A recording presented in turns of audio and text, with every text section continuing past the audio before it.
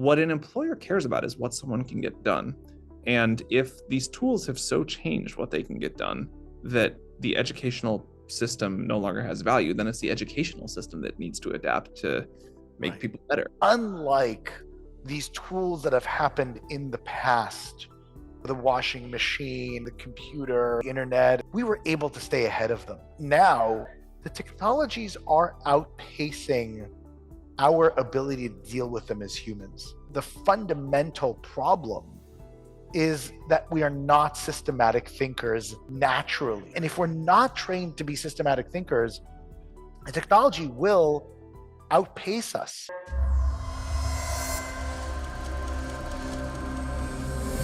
We are joined online by OpenAI CEO Sam Altman, the man behind ChatGPT, and Ben Nelson, Chairman and CEO of Minerva Project, is here in person, of course. I look forward to some exciting conversation regarding this very hot topic. Ben, the floor is yours. Thank you so much. Thanks everybody for having us. We're excited to be here. And I thought this would be an interesting conversation to talk about things that Sam and I don't necessarily talk about publicly as much.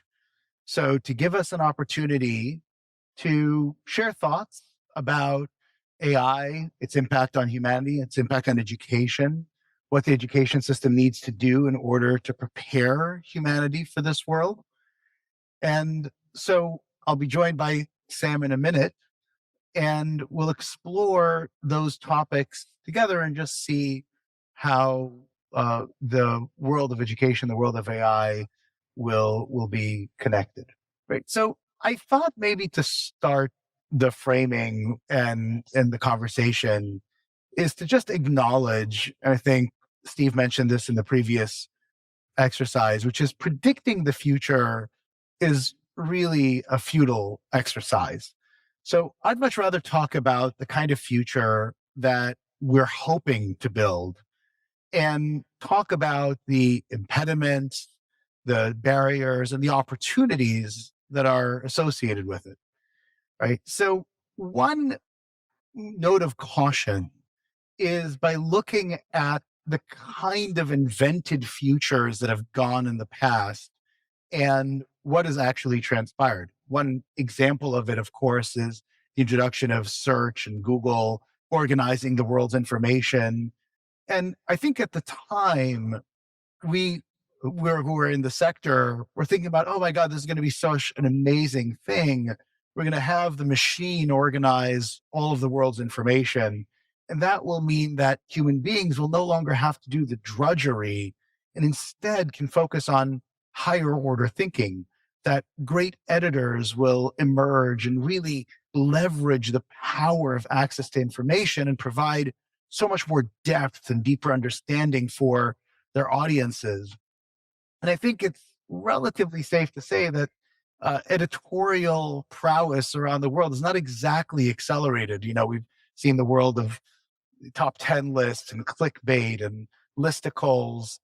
And so, you know, as you think about, I don't know, reflecting on AI and its immense opportunity to accelerate human potential, I don't know, is there something that you're worried about in having an unintended consequence where instead of elevating humans to do better and better, that it creates a, well, it's better than average and that's good enough type of acceptance in culture? Yeah. Look, it's a great question. We are like any powerful tool, people will use it for good things and some bad things. And even though we're confident that the good things will outweigh the bad ones by orders of magnitude, that doesn't make the bad ones go away. And, you know, with any technological revolution of this magnitude, some important things are going to be lost, for lack of a better word. That doesn't mean we shouldn't do this whole thing. Like the benefits are going to be so tremendous. And I also find it very hard to predict the future. So, you know, talking about where the incredible benefits and the downsides will be, that's, you know, the only thing we can say for certain is whatever we think now will be wrong. Right. But we are very aware that those are going to come and be part of it. And we'll work as hard as we can to minimize those, but not everybody will agree what the bad parts are even. And this is going to be a moment that we're going to have to navigate together. The collective preferences of society is an easy sentence to say, very difficult thing to do.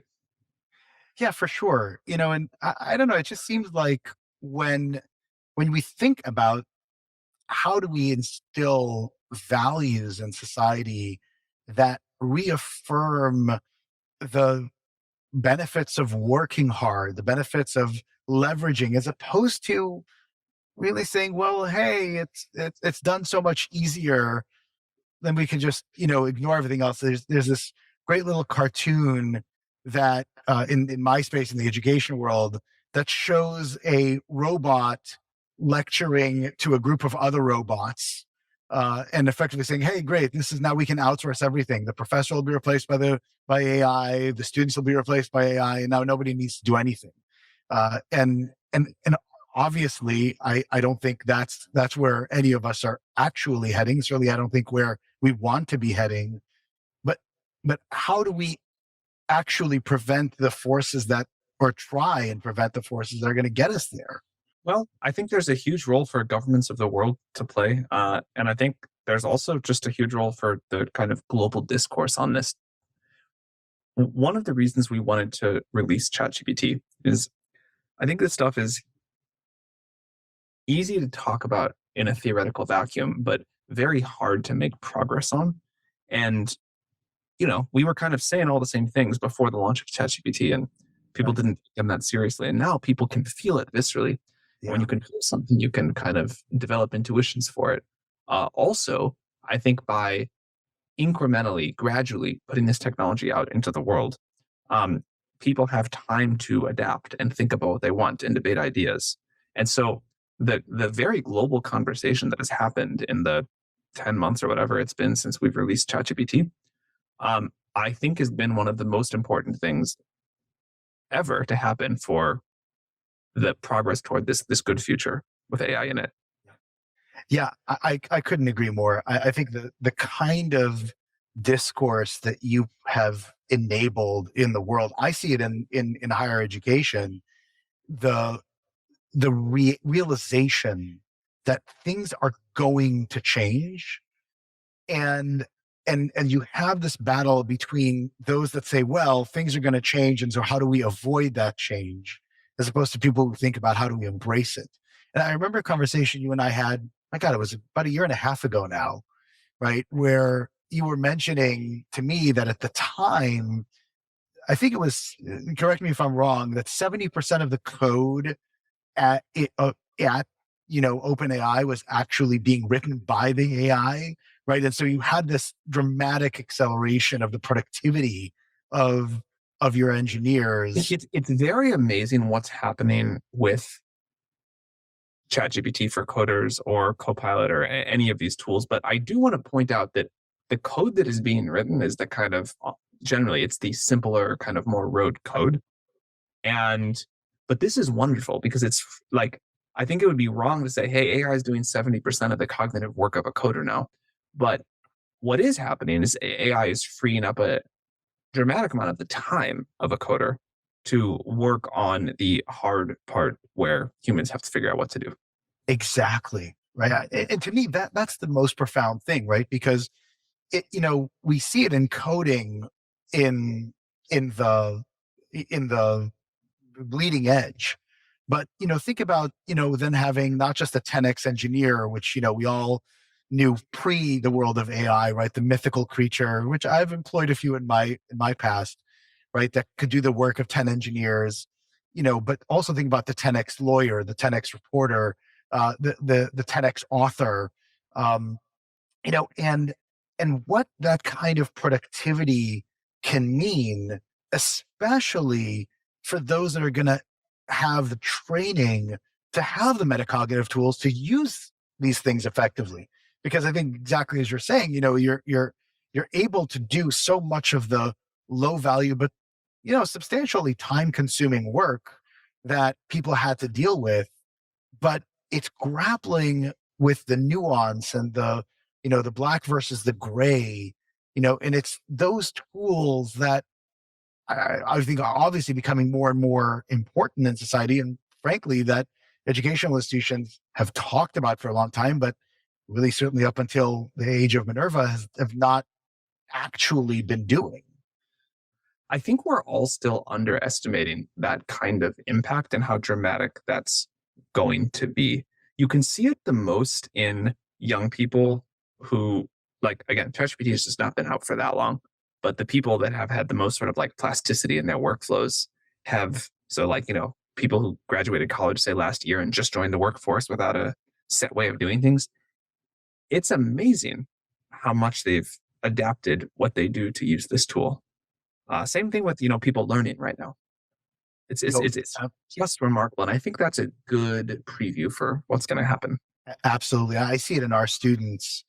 The rate of entrepreneurship in our graduates, we were already, I think, somewhere around 2 orders of magnitude, 24 times, I think, the rate of entrepreneurship among a Minerva graduate compared to a Stanford graduate, as an example. And now I see them, just even students that took a different pathway post graduation, saying, wait a second, now actually starting something is so much more straightforward. I have so much leverage. I need to raise less money. And I remember when back in the dark ages, I was just starting work in the internet in the late 90s. We had to have a team of 20 engineers spending, I think, 4 or 5 months building a shopping cart, right? And you don't even need AI. You just have libraries that you can use now, and you can have one overnight. But just the ability to leverage that is so crucial. And because educational institutions, you know, are areas that really emphasize just rote knowledge and being able to pass tests, they haven't really equipped the traditional student with all of the things from their course of study. And so therefore, students are just figuring it out on their own, right? It's not that they've learned how to do this in class. It's that they've just adopted this incredible tool and have adopted it as their own. And what we're trying to do is give them these systems of thinking so that they can purposely leverage it, right? And in many ways, think about those types of powers, right, that are fundamentally human, that allows them to be superhuman if they use the tool effectively. You're seeing a bunch of people, because you're helping to fund startups, right? And of course, you were one of the founders of Y Combinator. You were in the front row seat. Not a founder. I ran it for a while. Sorry, you're at it for a while. But that's got to be. You must see the nature of startups also shifting because of the technology. Yeah, look, I have a group chat with some of my friends, and we have a little betting pool going on about what Yeah, year the first single person company that becomes a $1 billion company I love it. will be started. As these tools get more powerful, what a single entrepreneur can do is just amazing. Yeah. So where's your over under? What's your bet? I don't remember the number I put down, but it's still a few years away until it starts, and then it'll take a while to grow. Yeah. Okay. But now let's think about that, right? Because I think in general, I remember again one of our bets where you and I'm not going to repeat it because that's in the geopolitical sector, where you and I were the only pessimists about the use of a certain technology in warfare a while ago, where everybody else thought that would be an absolute impossibility, no way. So I resonate with your instincts there. But given this concept of literally the 100x productive human, how do you think that the whole education sector needs to adapt? I mean, if you had your druthers and you could wave the magic wand, right? What would you want to see educational institutions focus on to get the graduates ready? Because whether or not the tool is going to be ready 2 years from now, 5 years from now, it's going to be in the early stages of the career of every single Yeah. person who is being educated today. Right. I think the main thing I'd like to see right now is just a lot of experimentation. Yeah. No one knows the right answer, which is fine. But I think systems, countries that have the highest rate of experimentation are most likely to figure out how this works. I think it is going to change the process of learning, no doubt. But we're still in this Cambrian explosion phase, and people are building amazing applications with the technology. But we need to see where it's going to go. Yeah, I think it's such an interesting insight. The I was last week in Mexico where we launched a brand new university, Universidad de la Libertad, which it was actually privately funded.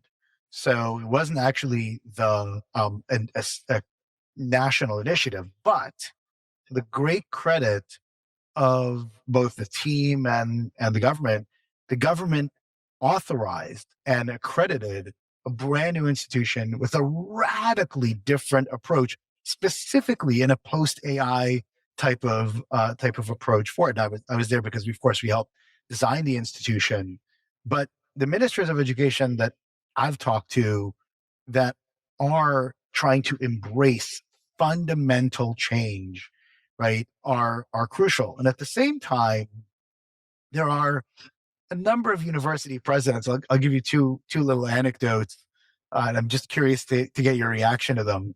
So one anecdote is a university president who, in the United States, these are both American presidents, who said, "Yeah, so ChatGPT, huge disruptor. We have to go 100% back to oral exams. No written anything.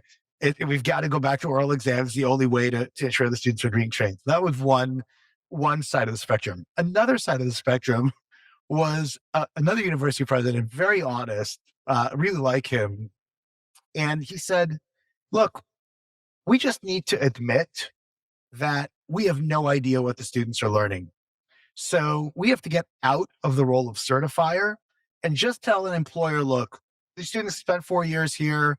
Here are the courses they signed up for. We don't know if they showed up for class. We don't know if they learned anything. We don't know if they actually took the test. But you go figure it out now as the employer. We just gave them the opportunity."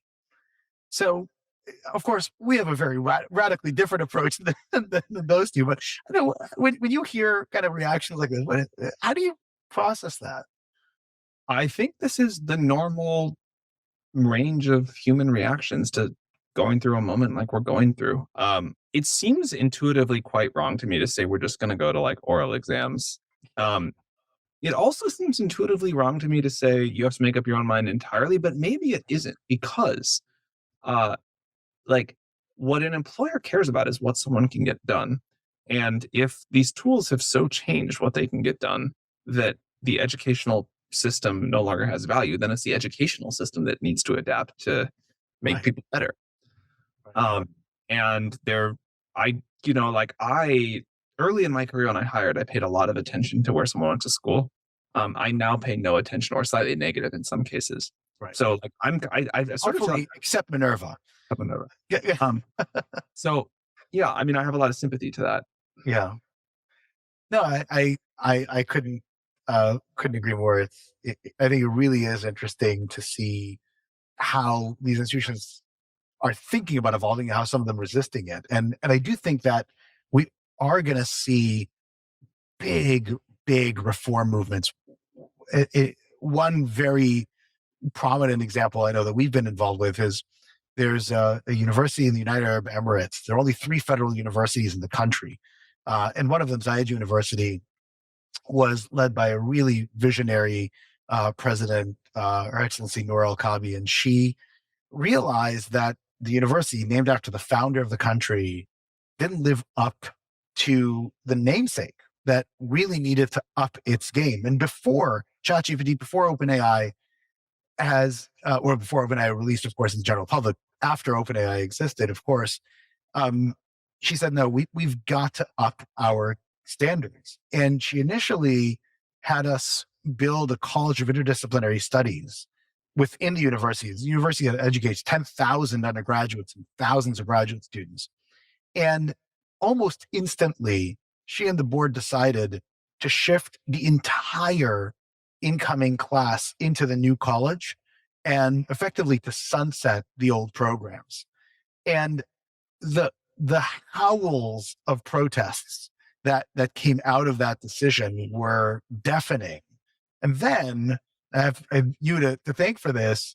When ChatGPT came out, and Zayed was the only fully interdisciplinary, fully post AI ready institution in the entire region, if not the world, all of a sudden, all of the criticism went immediately silent, right? And so that's where I think bold leadership is going to come, because institutions are going to be sclerotic unless they have a leader that's going to push them in that way. And you just spent a month, right, traveling the world, meeting various leaders in government and civic society. I mean, did you get a sense that people are ready to do the things, or are they just kind of looking at it and saying, "Oh, wow, that's scary," and I'll let my successor figure this out?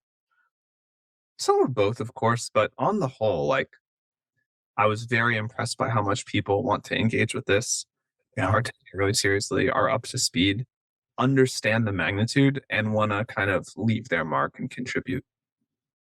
And do you think that there's a a a, a hunger to take on the entrenched systems to change them? Because ultimately, that's what push comes to shove, right? I do. I really do. I was very impressed. Wow, that's if you had to kind of give the people who are here watching, listening, a a tip of the hat to where they should be looking for, like what are the societies, the leaders that you think are going to make some of the, and again, it's a prediction, you don't know if they'll actually do it, but again, if you were just wagering, where do you think some of those system changes are going to come up first? I think we're seeing it the most right now in creative work, and not necessarily. I mean, I'm sure in some ways, but not in the main way that people were really terrified about when the first image generators launched, which is there's going to be no role for, artists or visual artists or whatever. What we're seeing is that what a visual artist can do now has just gone to a totally new level. Now, I don't want to minimize also replacing some people, because that's definitely happening and very painful. But the quality of creative work, I think, is going to go up so much, Yeah. which sounds really good. But like, imagine if TikTok gets like 10 times better and 10 times more addictive. Maybe that's not so good. I think that's gonna be a big change coming soon. Fascinating. So, and do you see that embraced globally? Do you see that that's just going to be a sector wide phenomenon? Because when you have the massively more productive people, there's just going to be nowhere for the non productive ones to hide. There, I don't really know how that's gonna play out. But I think that, I think everybody will get more productive. There probably will be more dispersion, more spread. But I think quality of life and ability to contribute should go up across the board. But as you said, maybe unevenly. Yeah. It feels to me like the uneven spread of the spoils, economic spoils of using these tools is in some ways you could think, well, if you've got a 100x producer over here and a 1x producer over there, there's going to be even greater economic disparities. At the same time, one of the core problems in society, certainly something that we've tried to tackle at Minerva through our own university, what we're talking about broadly, is to realize that talent is dramatically more broadly distributed than in a traditional sense that you would look at in traditionally highly selective institutions. So, as an example,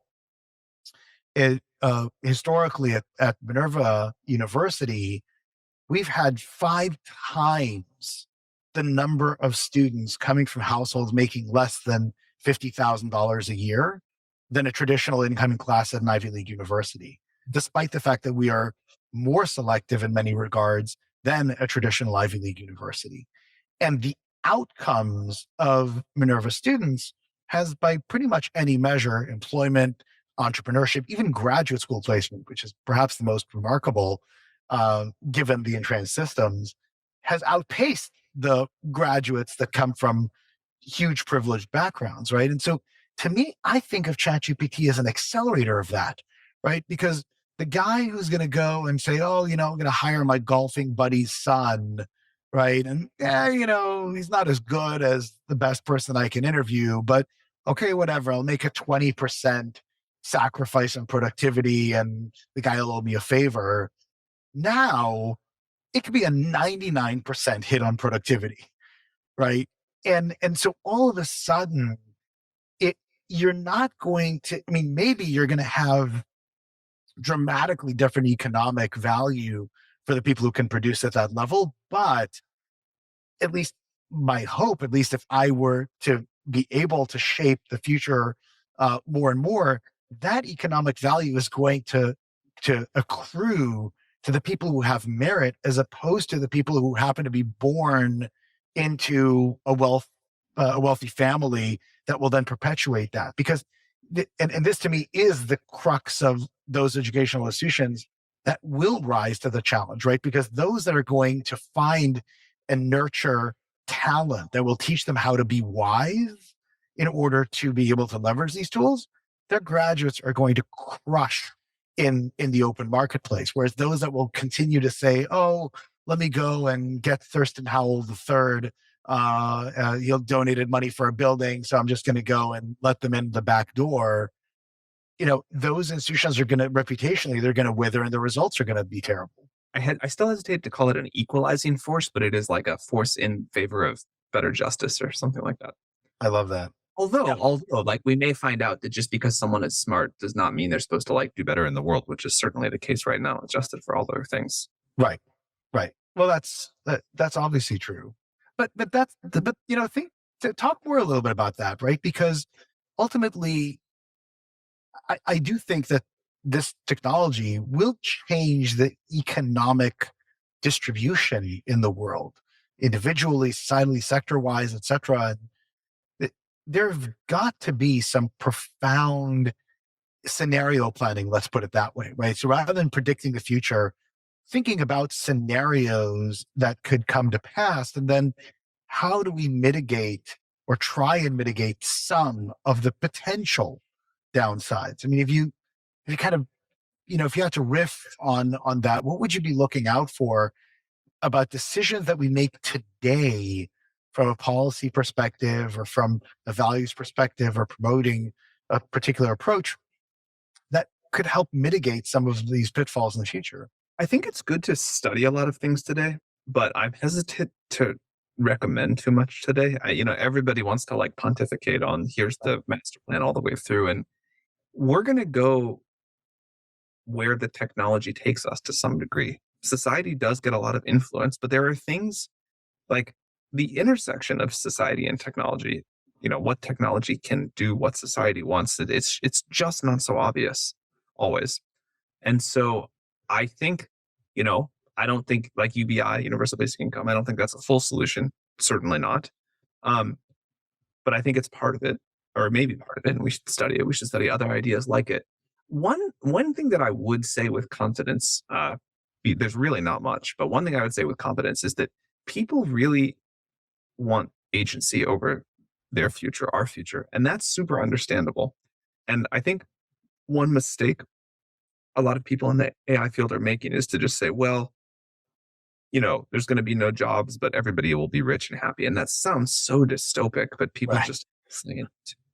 I don't think it's what's likely to happen at all, by the way. As we've been saying, I think people will just find new and more amazing things to do, and human desire and creativity and status games and whatever is going to turn out to be pretty limitless. But I think this is a good time to study lots of ideas and be very open-minded about what the eventual solution is. Yeah. Yeah. I think that's such an important thing. And, I can't tell you how many times I've been in events and people are like talking with certainty about this is where the future is going to head and this is the implication, and all the rest. Whereas to me, I think the only thing that we can have any level of assuredness on is that, as humanity has progressed, right, we've we've constantly seen technologies that have allowed us to retreat to higher cognitive levels, right? I mean, from the very earliest tools, right, that made physical labor, you know, somewhat easier, all the way to the Industrial Revolution, all the way to the digital revolution, computer revolution, which, kind of took as many of the mundane tasks as we can and said, okay, there's more and more value accrued to more complex thinking.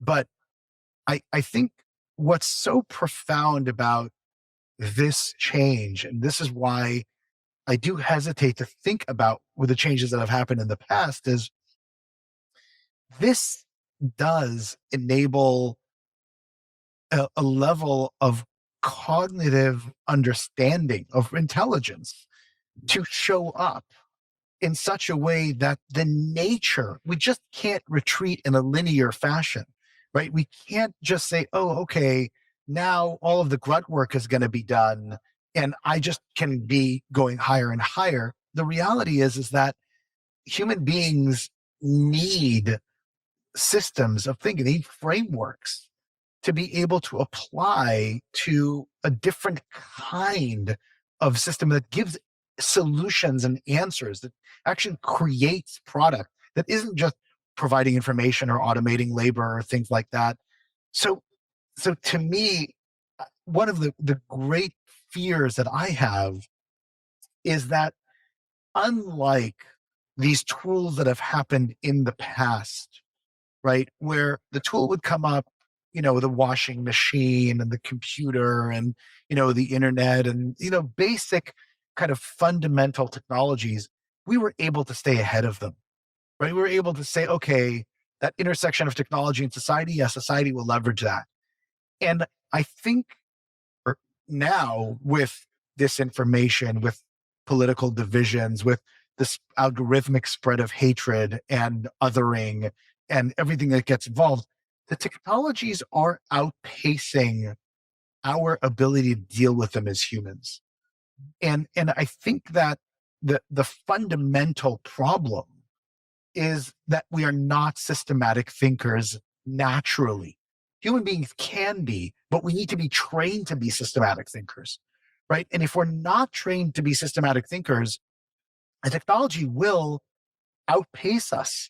And then, again, who knows what will happen, but I cannot imagine that it's going to be a good thing. And so for me, the urgency of getting the educational system to work and get people the tools they need to navigate this place, I don't think there's anything more important right now. And to your point, the innovation imperative, the need for institutions to, on I think a wholesale basis, but even if they do it on an experimentation basis, to launch radically new programs with this intent in mind, I don't think there's anything more important for society right now than to do that. Amen. So I'm really curious to get your take about a little bit of a different tack in this world. Let's assume that there are going to be individuals, institutions that are going to experiment, and their experiments turn out right, in the sense that their graduates, those individuals, are going to be better prepared for the world. They're going to be ready to deal with complex challenges, etc.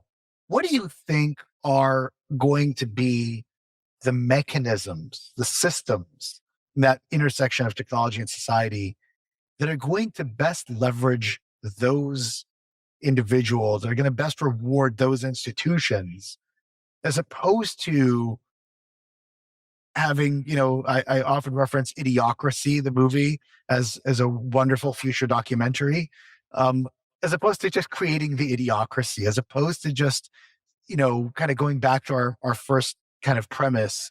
How do we reward quality as opposed to mediocrity? How do we get hard work and inventiveness to triumph over sloth and laziness?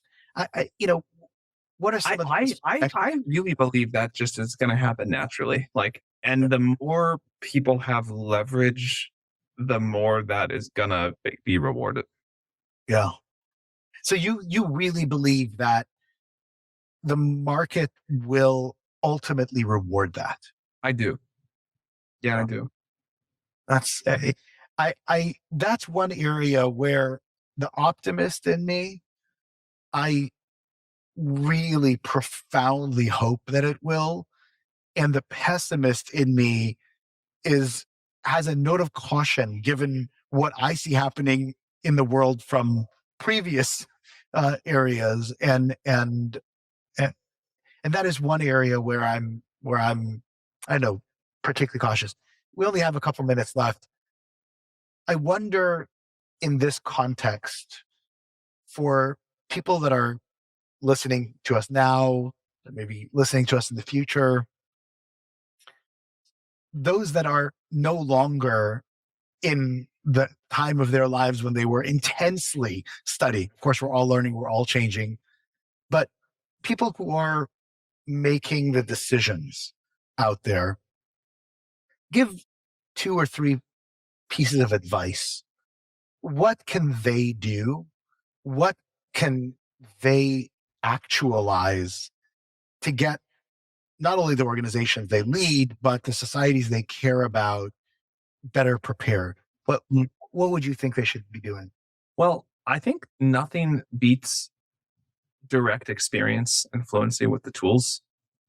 Uh, in the data that I've seen, the people who actually are using ChatGPT and services built on things like the OpenAI API every day have much better intuitions about what to do. So I think that's my top piece of advice. Is it's just like, I mean, this is true for most things, but the closer you are to it as a actual user, the better the quality of your intuition and such will be.